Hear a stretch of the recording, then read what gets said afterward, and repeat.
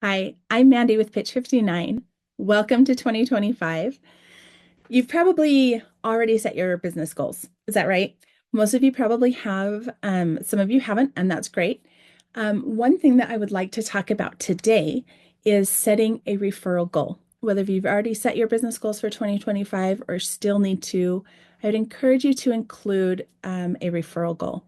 How many referrals are you going to get this month, within the next 6 months, within the next year? Setting a referral goal is so important because you can't reach a goal unless you set one, right?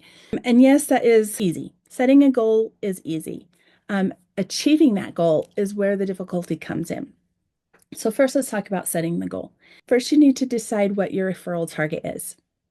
For this example, let's say 150. You need 150 or you want to get 150 referrals.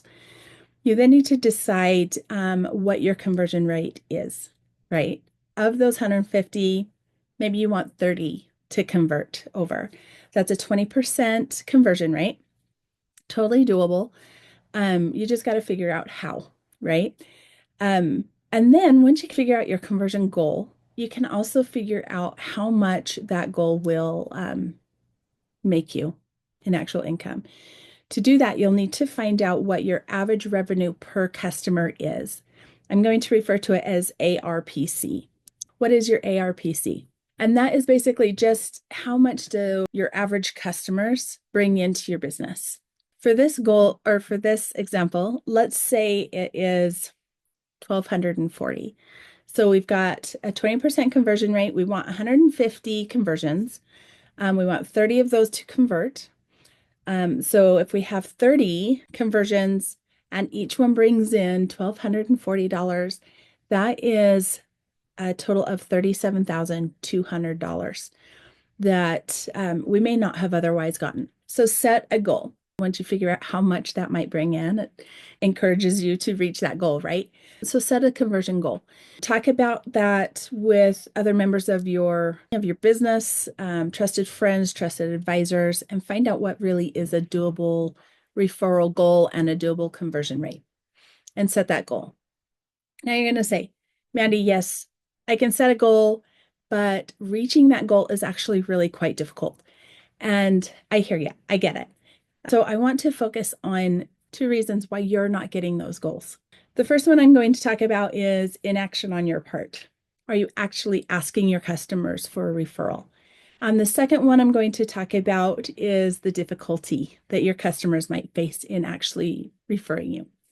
So I have a story. Before I tell you that story, let me give you some stats. For every about 100 customers, if it's been a good experience, about 80% or 80 of those are willing to refer you.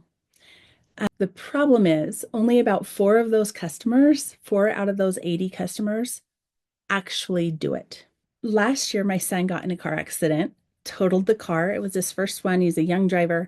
The police came, the ambulance came. My other son got some whiplash that was in the car with him, and they called a tow company.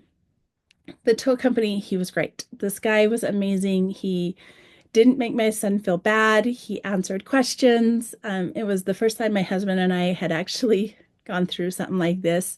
So we've been pretty lucky, but so he answered our questions. Anyway, a few weeks later, after he towed our car, we went to meet with him. He had given us where we had never actually gotten an accident that totaled our car before.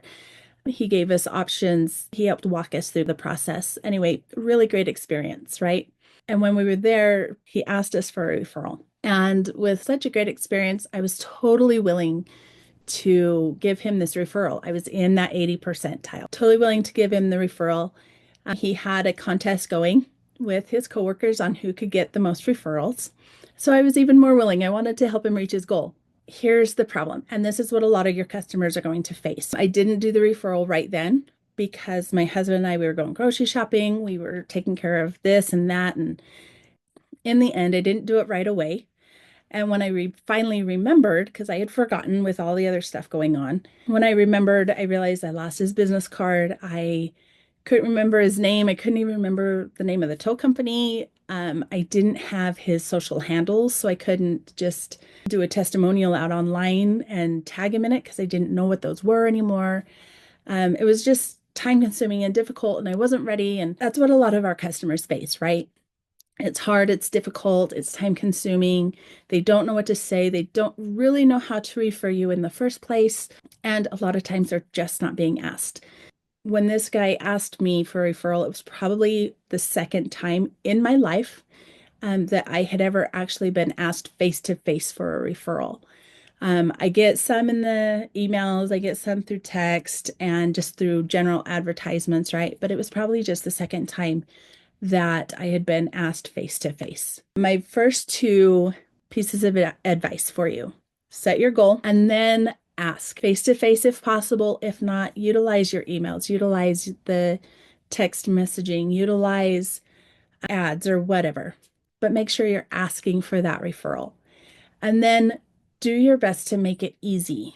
Make sure they have your name, your number, your social profile so that they can tag you, different things like that.